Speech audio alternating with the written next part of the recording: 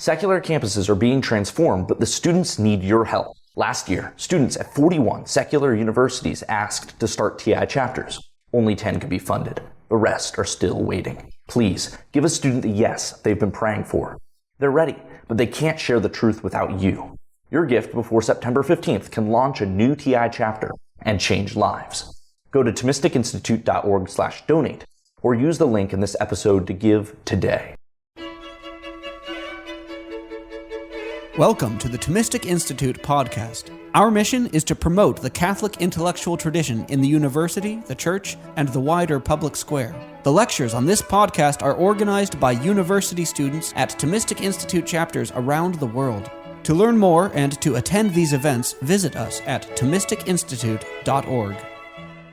The topic for today, or the topic for this afternoon, or this part of the afternoon. There are various topics at various times, so you have to be specific. Is like, where does the TI fit in my college experience? My being your. So where does the TI fit in your college experience? I suppose we could ask the broader question, like, where does anything fit in your college experience? I don't know if you have this experience, but sometimes it feels like life is kind of so many tasks arranged in chaotic fashion to which you attend on the basis of their urgency. So it's like, this is on fire, time to put it out. That's on fire, time to put it out. But it can be difficult to kind of gain insight into the whole of your life, like how it hangs together, how it's articulated, whether or not it's actually coherent or cogent, or whether you're just doing various things, some of which are edifying and some of which are destructive, and just hoping to do more in the former category than in the latter category. So my proposal is that your life may in fact be, but can be more so, cogent and coherent. And I just kind of want to situate where the TI may fit into that. So I don't want to lean like too heavily upon it, like, this is the only way. You can do various things and go to heaven. So I'm here for it. I'm a big defender of the theological category of the optional. So like when people are like, should I go to daily mass? I'm like, you could. I just get nervous when people are like, you have to do everything always. It's like, oh my gosh, where do naps fit in? So I think the reason for which it's at least somewhat urgent, but helpful at the very least, to answer the question, like, where does the TI fit into my college experience? It's because otherwise we're probably going to just not do it that well, or cut it out, or just distance ourselves gradually in a way that offends the least number of people. Yeah, like, you know how this goes. It's like, wow, this thing is kind of hard, and it takes up a lot of time, and I'm going to have to cut something. And I'm definitely not cutting out my tap dancing lessons, so it's got to be the TI. So I think like part of what motivates the question is if you can begin to understand or appreciate like how all of this fits together and how all of it tends to God, then it becomes easier to give yourself to it.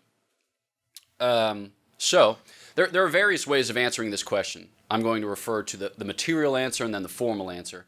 Basically, we could point to experiences that are available via the TI, and then explain how those experiences conduce or lead to deeper conversion, maybe the discovery of your vocation. That was actually the case for me. So I was raised in a Catholic family, and my parents love the Lord, and my sisters and brother set an edifying example of Christian life. But I didn't really like know how life fit together. I had some vague sense as to like this was good and that was good and the other thing was good, but I just didn't see quite how it cohered. So if somebody were to ask, like, explain this part of the faith or explain this aspect of Christian practice, I could have said, like, this wise person says thus and such, and like this holy person says blah, blah, blah.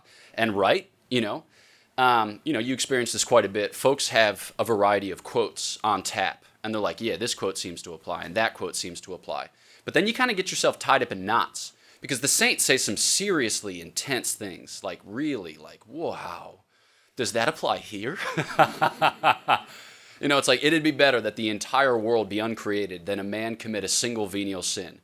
You're like, bruvy, is that true? So you hear these things, and sometimes it complexifies your experience, and you're just, not sure. Okay, so while I was at school, my freshman year of college, I went to a lecture given by Eleanor Stump, who teaches at St. Louis University. She's kind of on her way to emerita, but she's still directing dissertations and blah, blah, blah. Okay, but at the time, she was preparing chapters for a book that she eventually published as Wandering in Darkness. And she gave a version of the chapter on love at Franciscan University my freshman year, fall semester of my freshman year. And I went, and like I toddled in, as I toddled into most things in college, just like, this is sweet, and I'm cool, and life is awesome. And I sat down, and it was as if, like, she was narrating my experience with a vocabulary and a grammar that I'd never previously had access to. And I was like, lady, get out of my mind and heart. Yeah, because she just, very patiently set forth principles and arguments and kind of furnished us with an account of St. Thomas's teaching on the nature of love. And I was like, yes, that's it. But it was beautiful because it kind of unlocked my experience. And I was able to identify my desires, not just serially, but like as a unit, kind of integrally. I was like, yeah, I want to be wholly given to the Lord. Yeah, I want to do it in a religious register. Like, I want it to look like worship. I want it to smell like sacrifice. I also want it to be great, and I don't want to shy away from that. Like, even if it's kind of a Teresian little thing type deal, I want it to be great little things. And I want love, like I want to be with people. Like, I want to have them. Not in a creepy way or in a possessive way, but like, I don't want to like experience distance at every turn. Because everyone's like, yeah, like, you know what I mean? And I don't want to be able to, I want to be able to say yes. I want to think the same thoughts. I want to love the same realities. I want to be together unto ages of ages. And she's describing St. Thomas Aquinas and the nature of love. And I'm like, oh my gosh. Okay, so that's the material answer. Like, if you host Thomistic Institute events, the chances that you encounter the truth, which furnishes you with a vocabulary and a grammar whereby to narrate your experience and enter more richly into the vocation to which God is calling you, are decent. Okay? Unless you like host all of your TI lectures on, I don't know, like S5 modal logic. Maybe, I don't know. Not into it. I don't even know if that exists. Yes, let's go. Okay, cool. Been hanging out with Father Bonaventure recently. And by recently, I mean for the last 15 years. Okay, so, but I want to furnish you with what I call the formal answer. Okay, so not so much like results driven as it is character driven. And I want to focus especially on virtue. Sorry that I've been neglecting you. I just find this a somewhat awkward position to... Here I am, Colossus, astride the strait. Right, so I want to think especially about virtue as a kind of principle of integration. Okay, virtue as a principle of integration. So when St. Thomas lays out the Summa Theologiae, he says, let's talk about God. And then he says, let's talk about how you come from God and go back to God, for lack of a better description. Okay, so the Summa Theologiae is kind of complete after Prima Pars question 43.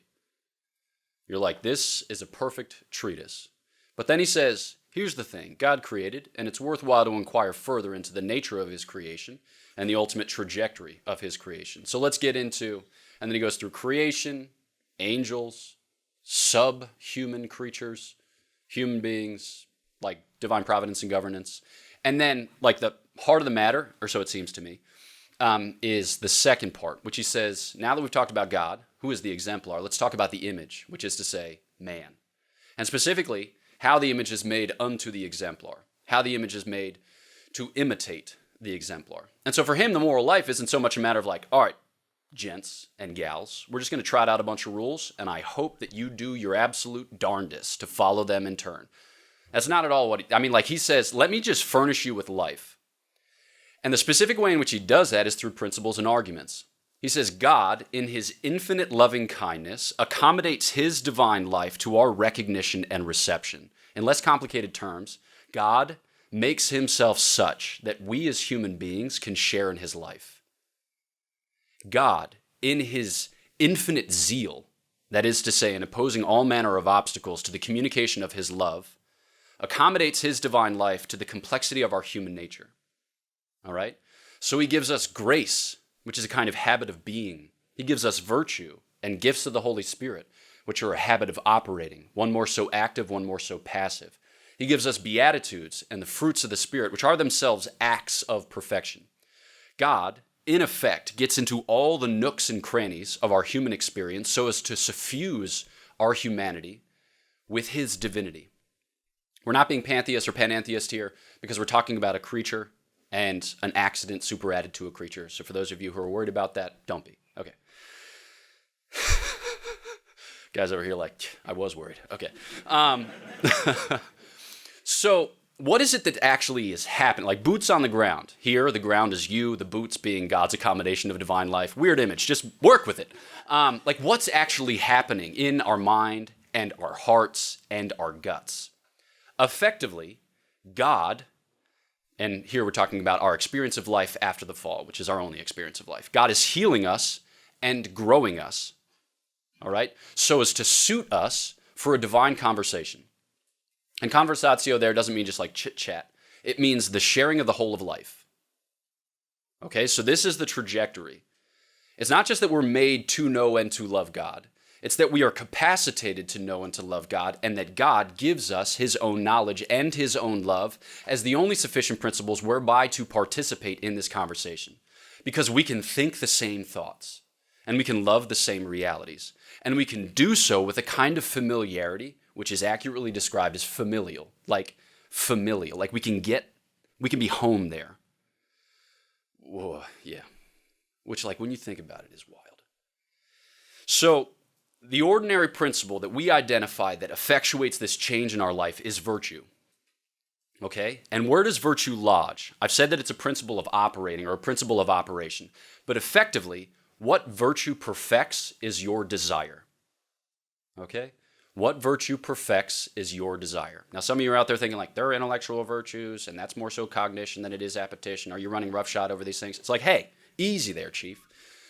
When Aristotle talks about virtue, he says it's properly so-called moral virtue, which is to say justice, fortitude, temperance, and the things associated therewith, because virtue, properly speaking, is about the heart. And by the heart, I mean the biblical sense of both will and emotions and our passions, okay? We can identify intellectual virtues. Yeah, no problem. But they're less so virtues after a manner. Okay, background description. We're not going to get that today. You might get that later. All right? So when we're talking about virtue, we're talking about a kind of healing and growing of desire. So then the promise is that by exercising your agency as a human being, not just with the aspiration to share in the divine life, but the promise that it is being brought to bear at present, is that you can come to desire yet more perfectly. And that you can come into the possession of a progressive like clarification and empowerment as it concerns your humanity. What do I mean by that? Basically, you were created good, and you fell. We all fell in our first parents, okay? Because we're present in Adam's nature, we're present in Adam's choice, we're present in Adam's loins. His sin is our sin. We have to claim that solidarity, otherwise we'll just be lamenting the fact that this isn't fair unto ages of ages. But we're about a more serious business. Because no, it's not fair, but neither is redemption. Okay? So if you want fairness, you can have fairness, but they are meager rations. If you want superabundance, you can also have superabundance, but you have to beg for it. Okay? Not because God wants to belittle you or to denigrate you, because it's the only way in which to recognize his infinite majesty and to partake of it so that we can be ennobled in it. Sorry, I'm speaking too quickly. The basic point is this, okay? Our desires are bent, all right? To a certain degree, they're broken, and they stand in need of unbending or unbreaking. They stand in need of healing and growth. And the promise is that over the course of your life, you can come to trust your desires. All right? So what we're not saying here is like, do what feels right. In a certain sense we are, but that's for later. So if we were just to say, my desires are my desires, okay? Tolstoy has this hilarious description of Napoleon Bonaparte in War and Peace. He said to him, this is like a weird paraphrase, but he comported himself as if a man who could do no wrong, not because his comportment conformed to some standard, but because it was his comportment, which is like a deep take saying, this guy thinks he's awesome. About to get beat. All right, so when we say like, so when our secular contemporaries say like, do what feels right, they are effectively consigning themselves to the bent and broken trajectory of their desires. Okay? We have to be a little bit critical of our desires, but not critical unto ages of ages. We're not meant to live our lives at a distance, always wondering whether or not we can trust ourselves. God says, trust me, and in due course, you can learn to trust yourself. Because in coming to trust me, you get me, and I abide with you at the center, and I heal you, and I grow you, I unbend your desires, I unbreak your desires, I restore you, and impart to you the how much more of the redemption. Okay, so that's big. So the basic idea here is that if you want to come into an appreciation of who you are and what you're made for, you live your Christian life. All right, you pray, you make good use of the sacraments, you introduce some penance into your life, you engage in Christian friendship, you study the faith, you serve the material poor, et alia huius modi, as St. Thomas would say, and other such like stuff, right? But in due time, laying hold of those means to salvation, which is the end, that is to say, to life with God unto ages of ages, has a way of changing you, not fundamentally altering you, as if God said, like, this is the creative blueprint on which I will build out my creature. Never mind, redemption, let's scrap it and do something completely different. No. Redemption, there's a certain continuity there with creation. Because what God did at the beginning, he intends to do forever and always. All right? So like, St. Thomas would talk about how Christ, the Word, is the pattern of creation, the exemplar of all created things. And he says this is one of the reasons for which it's the Word who becomes incarnate. Because the standard, as it were, or the type of creation, is the one who becomes human flesh so that we can see it in living technicolor and lay hold of it. Because the plan was never bad. Our appropriation of the plan was incomplete and sinful or vicious, but the plan was never bad. So, again, focus, Gregory. The promise is that virtue, in healing you and in growing you, can impart to you a kind of certainty and confidence that God is about a good work in me. Genuinely, sincerely, in me. It's not something that's always at a distance where I have to constantly criticize myself for fear that I will be taken in by a false promise. But I can just live. I can just live. I can just be myself. Which, as we all know, is kind of hard. Okay, so the promise here is freedom. All right, this is what I think we're meant to understand by freedom. Now, freedom is kind of like an analogical term, okay? So there are kind of low-grade expressions of freedom and high-grade expressions of freedom. How's everyone doing right now, heat and cold-wise? Good? Good? Okay, great. I just like see it blowing and I'm seeing like a little chill run through the room, so I want to be sensitive to that. Okay. The TI is giving out free cardigans in the hallway. Just kidding. Okay. So freedom is an analogical term. In the sense that low-grade expressions and kind of high-grade expressions. In its low-grade expressions, it just means indeterminacy. Okay, so you're not fixed on one or the other option in life. You're free to choose. Like you go to Italy, you do the most important thing that one does when he or she goes to Italy, namely, you eat gelato. And like you can have tiramisu, right? Or you could have cappuccino, or you could have pistachio, which I'm told is pronounced pistachio there. All right, you could do those things. You are genuinely free, okay? Now, how is it such that we, amongst all the material creatures, are the only ones who evince this freedom? Well, it's because we, of all material creatures, I keep mispronouncing that word in a way that makes me sound oldie-timey. All of creation. Okay, so we alone, of all material creatures, have a spiritual nature, all right? We have a spiritual intellect and will, which kind of puts us on a trajectory towards infinity. I don't mean to overstate the case, but basically our minds are such and our hearts are such that we will never be satisfied in our inquiry or in our embrace but with God. Okay? So you are ruined for life. Try hanging your heart on something created, it'll always bend and eventually break. All right, but that's a mercy. Because were it to bear the weight, you might start thinking that this was enough. It's not enough. It will never be enough. Quote, The Greatest Showman. Okay, so we have this indeterminacy by virtue of the fact of our superdeterminacy. Because we are fixed on God, we are left free with respect to created goods, okay? Because none of them corresponds fully to our inquiry and embrace, okay? But the hope is that our freedom would mature to a point so that we're not living our whole lives thinking like, let me leave my options open. Because that's a kind of poverty. Really, that's a kind of slavery, truth be told. Your intellect and your will are made for judging and loving, okay? Or for knowing and loving if the word judging causes you disquietude, okay? Judging here is a good word. All right, come to the Dominican House of Studies and learn to judge. Let's go. Okay, so you are meant to mature in your freedom, not so that you become more, well, this could go that way, but so that you become more fixed on the end. All right? A lot of people will use images with like musicians or athletes. I'm going to take an example from athletics. LeBron James, okay? Like LeBron James is growing up in North Akron, And at the age of 11, let's say he had like lots of options in life. Not only could he have played other sports, apparently he was a pretty good football player, but he could have pursued different avocations. From what I understand, Akron offers a variety of possibilities. You could have been a drug lord. You could have... Like, he may have been very successful at that, given his build, right? But as he got good at basketball, with all due respect to people here from Akron, okay? I went to Steubenville, which is of a similar sort. Okay.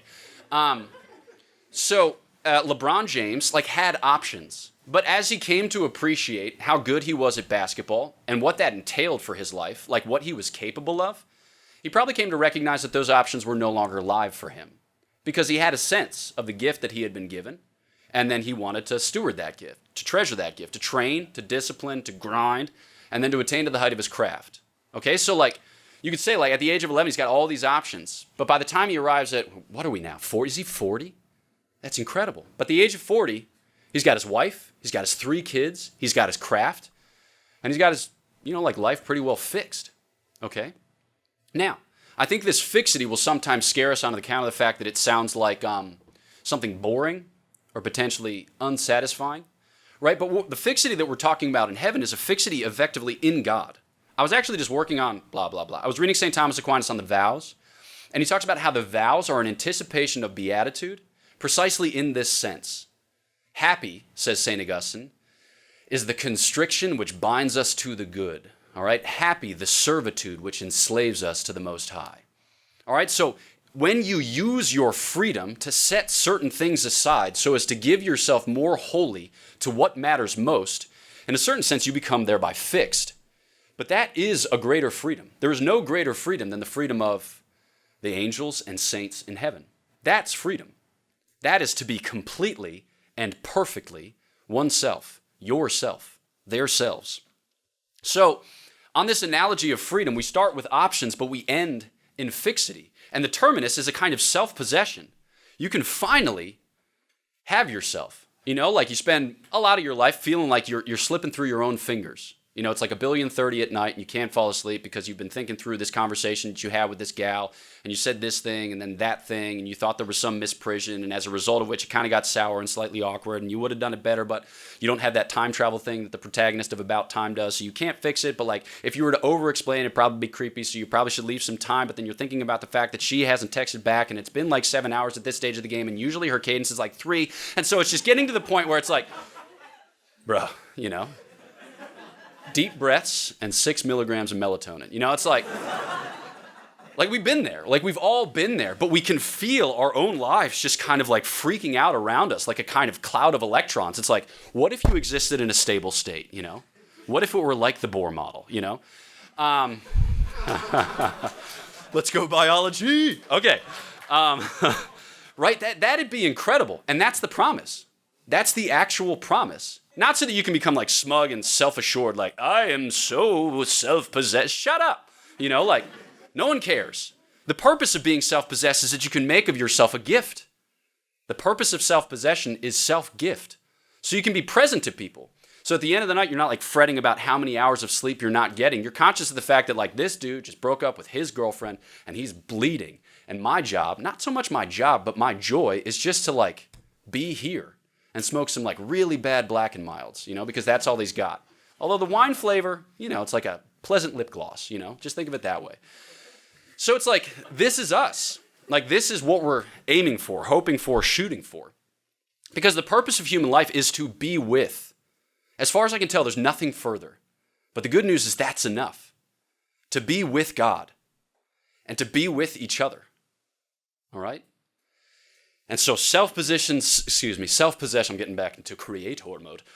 Self-possession, self-gift unto genuine communion. Like that's the promise, all right? So, as we come to discover though, this transformation only ever transpires by way of commitment, by way of engagement, all right? Self-gift always entails some manner of death.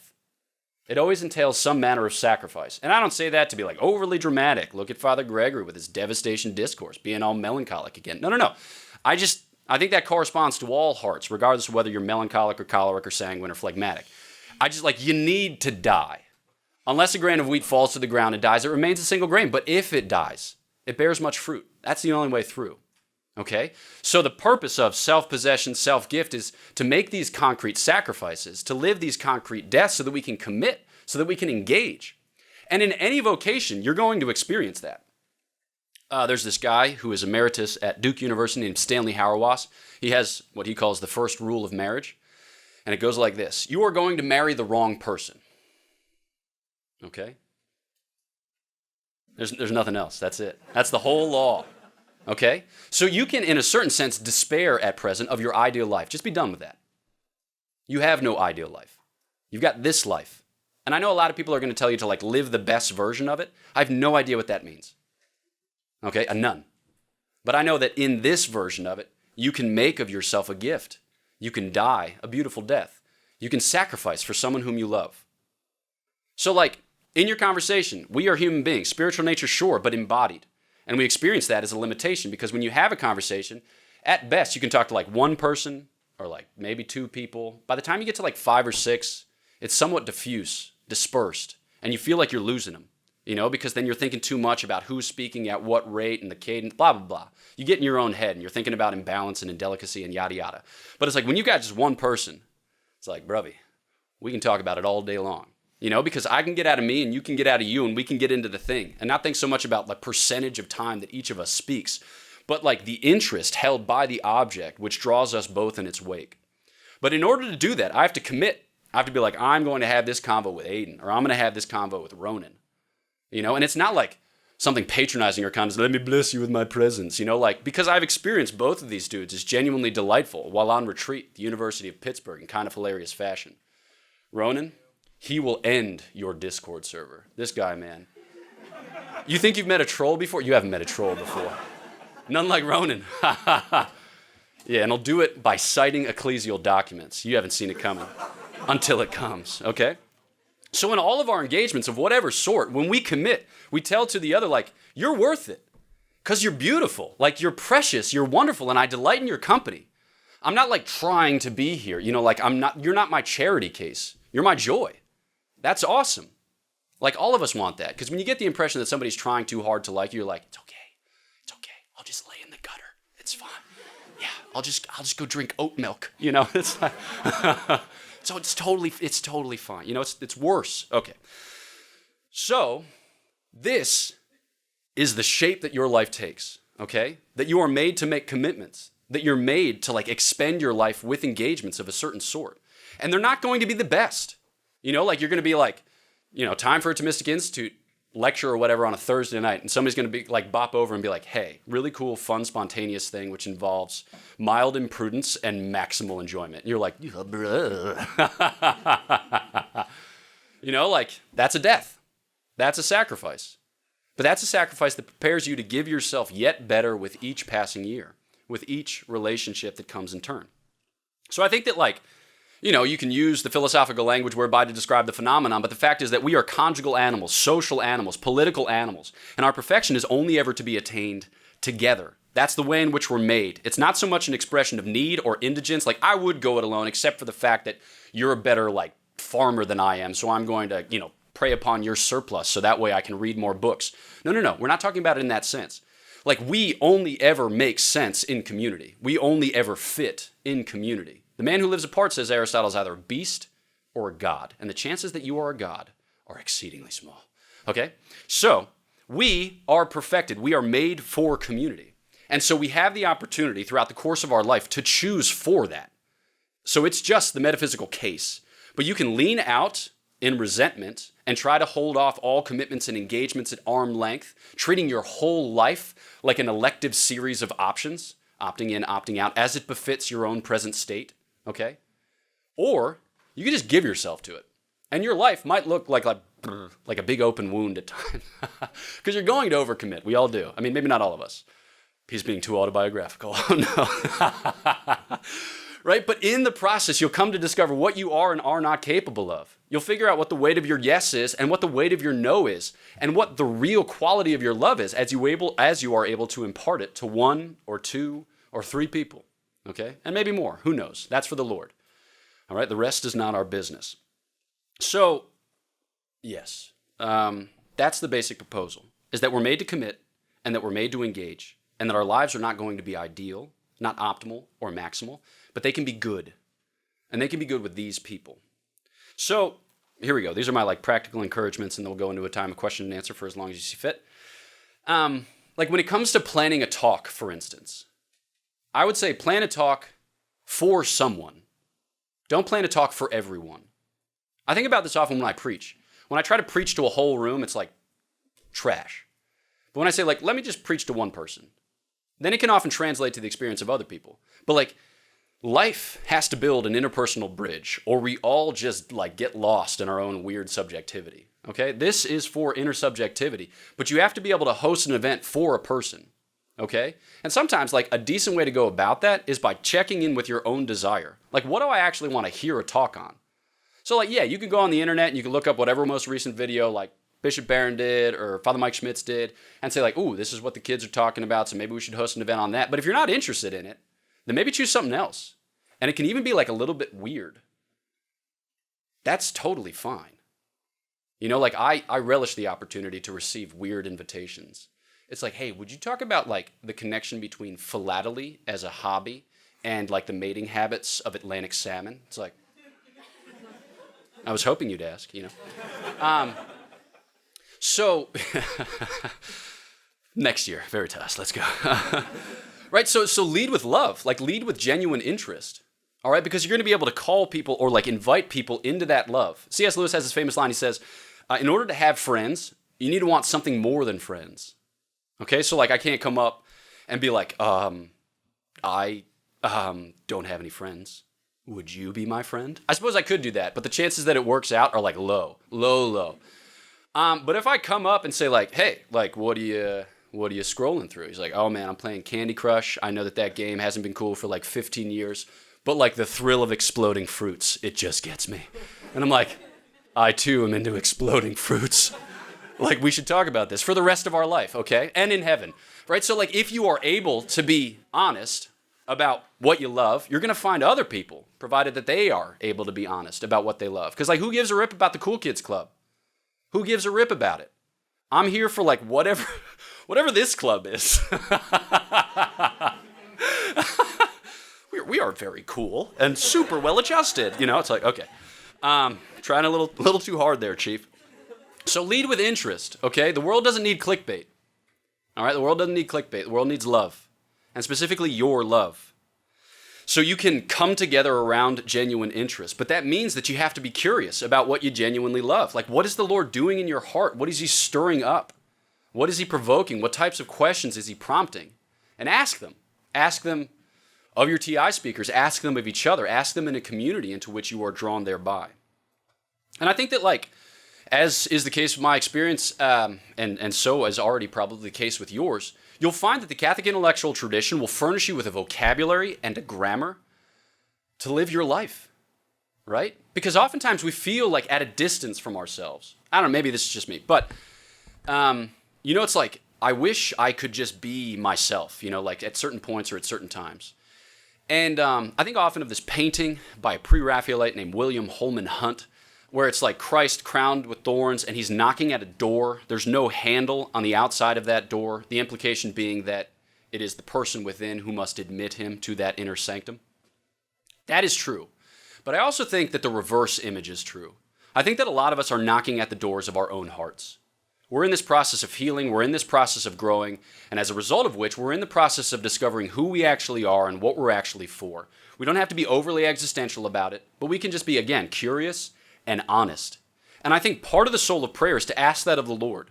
Not to do so in a kind of solipsistic, navel-gazing way, but to do so broken open to who he is.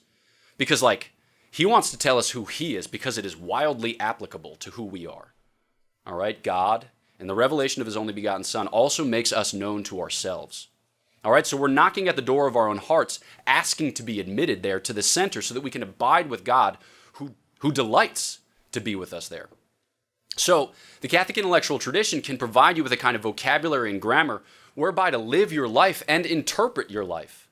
I talk about this probably too much, but there you go. Everyone's got their hobby horses. I think about life in this way. It's you're living it, okay, and then you're interpreting it. And there's always a little bit of distance between the living and the interpreting. And the question is, what do you do with that distance? Okay, there are some folks who just get so twisted up in knots about the fact that this is a serious affair that I think they get too close to their experience. You know? It's like, if you've read Chesterton's Orthodoxy, chapter 2, The Maniac, he talks about how, like, these folks, their logic is impeccable. They're just living in a narrow frame. They're living in a small circle. They don't need more arguments. They need an invitation to a wider world. You know? And it's hard to communicate that without sounding condescending or, like, patronizing. It's like, bro, we're going to be okay. You know, but it's like, are we going to be okay? You know, like, is tobacco consumption immoral? Because, like, right now, I don't even know if I can have this conversation with you because you're smoking a cigar and it gets me, like, really, you know. So it's like, hey, we're going to be all right. The smoking is happening. The conversation is also happening. Apparently, they can coincide. All right, so, just kidding, but seriously. Okay, so some people, they just get so close to their life that it kind of takes all the air out of the room. There's meant to be some air in the room. But by the same token, we're not meant to live at a great distance. And this is why, for instance, like, I'll dabble in irony. I'll be, like, a little bit cute, sardonic, and caustic at times. But I try not to be too much so. Because, like, you know those people who only ever speak in ironic terms? You have great difficulty knowing, like, what he actually thinks and what he actually loves. There are times where I just, like, lay hold of the dude's shoulders and say, like, what are you saying? You know? Because I want to love you, but, like, I don't know who you are because I don't know what you're saying. You know? So, okay, so that's too far. Then what does it mean to live at this distance? I think it means to gain some perspective on our life. I was just talking with somebody about this David Foster Wallace lecture that he gave at Kenyon College called This is Water. Like, the point is a little bit of displacement because we're all accustomed to living at the center of our own universe. And we fall into habits of thinking that we, in fact, are at the center of the universe. But the Catholic intellectual tradition, in giving us this vocabulary and this grammar, it can affect a kind of displacement whereby we get just enough distance on ourselves to recognize the fact that this isn't the center. All right? Except insofar as God is there. And then it becomes the center. And the point of the displacement is ultimately worship. And it's in worship that we get out of these patterns of, like, back and forth, push and pull, dialectic. He's getting more attention than I am. I ought to be getting more attention than he is, blah, blah, blah, thus and such. And we can learn to revel in something that actually has a claim on our whole life, for which we are made, both in inquiring and embracing. So I think, like, Thomistic Institute, you could do it, you could not do it. You're free. You know, like, you could get to Sunday and be like, yeah, that was a cool thing. But I also am totally overwhelmed by this upcoming year and I'm actually going to quit. You know, like, you are still precious. You are still beloved of the Father. We can still hang out, okay? You're just going to have to come to a TI event. Just kidding, but seriously, okay? But like, as you come to an appreciation of how your life shapes up, think about it in terms of desire, all right? You're asking the question, like, who is God? And in turn, who am I and what do I love? But I'm going to have to tap in. I'm going to have to be curious. I'm going to have to be honest if I'm going to submit that to his healing and growing grace. But it's only in being curious and in being honest and engaging, that is to say, committing, like embracing the relationship which God has in store, that I gain access to that. Because if I'm always at a weird distance, you know, kind of bopping in, bopping out, and failing to make of myself a gift, then I'll never live my life. And I just want to live my life. All right, even if by comparison to other lives it's modest, it's humble, it's small, it's hidden, who gives a rip? It's in the mystical body, all right? And thereby it is precious to God and to those whom God has given you, whom he has entrusted to you, with whom he has enriched your life. Thanks for listening to this lecture on the Thomistic Institute podcast. The generosity of people like you makes this podcast possible. If you enjoy these talks, please consider showing your support at www.thomisticinstitute.org/donate.